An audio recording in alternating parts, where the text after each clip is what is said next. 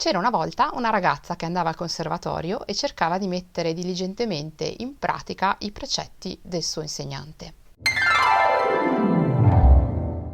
Così, quando questa ragazza suonava una scala o parte di essa e vedeva un 1, faceva scattare il pollice sotto il palmo immediatamente come una molla, più o meno in questo modo.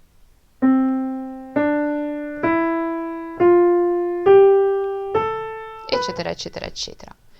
Questo principio la ragazza non lo ha messo in discussione neanche lontanamente per tanti, troppi anni. Poco tempo fa ho visto un video di un bimbo che suona la sonata K545 di Mozart, quella in Do maggiore, e un bimbo piccolino di 5 anni più o meno, mi sembra di ricordare, e la suona bene, tra l'altro per la sua età la suona molto bene, e mi ha attratto l'attenzione la sua manina che si muoveva un po' come una barchetta tra queste scale, con ottimi risultati. E mi sono ritrovata a pensare a cosa avrebbe pensato la me stessa, quella ragazza di cui parlavo prima, la me stessa di molto tempo fa. E avrebbe detto, al di là della tenerezza verso il bimbo, giustamente, oh mamma mia, che movimenti, come si muove male questa mano. Ecco, in realtà quella ragazza avrebbe detto grandi cavolate, perché, perché quel bambino fa in realtà tutti i movimenti giusti, il suo corpo fa istintivamente tutti i movimenti giusti. Cosa voglio dire con questo? Che uno dei miti della tecnica pianistica più duri da sfatare è proprio questo mitico passaggio del pollice in cui il pollice scatta velocissimamente verso avanti sotto il palmo in questa maniera per passare alla parte successiva di una scala. Questo è un movimento in realtà completamente non economico e produce anche una tensione completamente inutile, perché se io faccio questo movimento, tutto questo muscolo qua sotto va in contrazione, inevitabilmente è l'unica maniera usare questo muscolo e contrarlo per far muovere il dito, il pollice e farlo scattare sotto il palmo è l'unica maniera per fare questo movimento.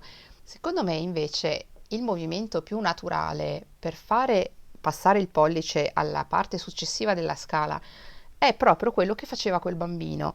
Naturalmente una mano adulta o comunque più grande della sua fa un movimento più naturale. Qual è questo movimento? Anche qui torniamo al concetto di dito che non deve, secondo me, agire in maniera isolata e quindi può benissimo, arrivato al momento in cui deve passare, utilizzare un pochino di movimento del palmo per passare alla parte successiva della scala e da lì continuare in avanti. La stessa cosa vale ovviamente al ritorno.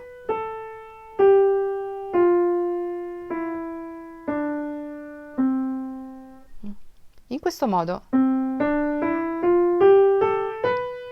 posso suonare la scala in maniera fluida ma senza contrazioni inutili di tutta questa parte della mano, del muscolo adduttore del pollice. C'è un aggravante di questo movimento di scatto del pollice sotto il palmo ed è precisamente quella a cui il pollice, invece di stare nella sua posizione naturale, ovvero se io appoggio la mano da qualche parte, il pollice sta più o meno dritto, rilassatamente dritto. L'aggravante è questa, quella a cui viene predicato che il pollice debba stare piegato. Guardate, si vede anche proprio fisicamente.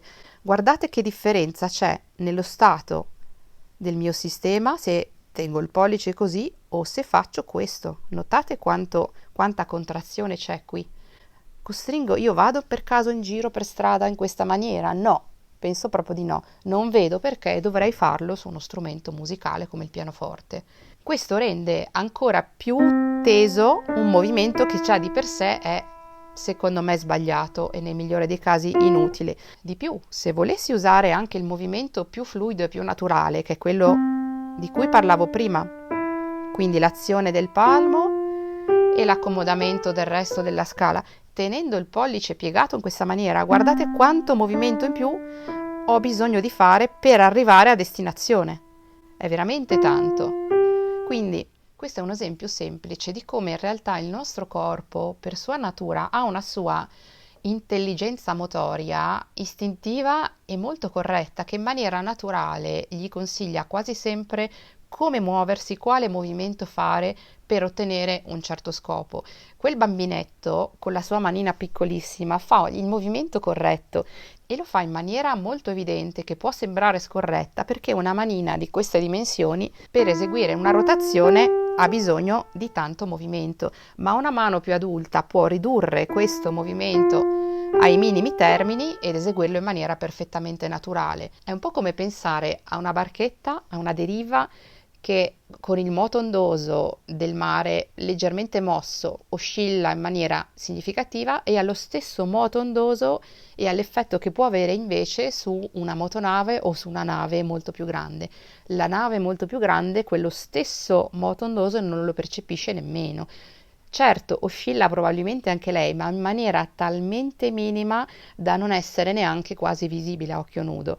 È esattamente lo stesso principio. Mentre la mano di un bambino piccolo oscilla in maniera significativa, quella appena più grande può muoversi in maniera molto più fluida.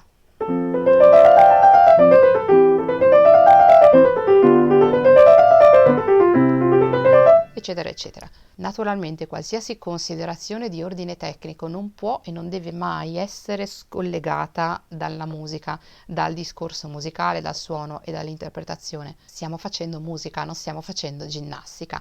Fammi sapere nei commenti come ti hanno insegnato il passaggio del pollice all'inizio e se ti hanno eventualmente spiegato il perché. Se pensi che questi piccoli spunti di tecnica pianistica siano utili per riflettere, iscriviti al canale e noi ci vediamo alla prossima.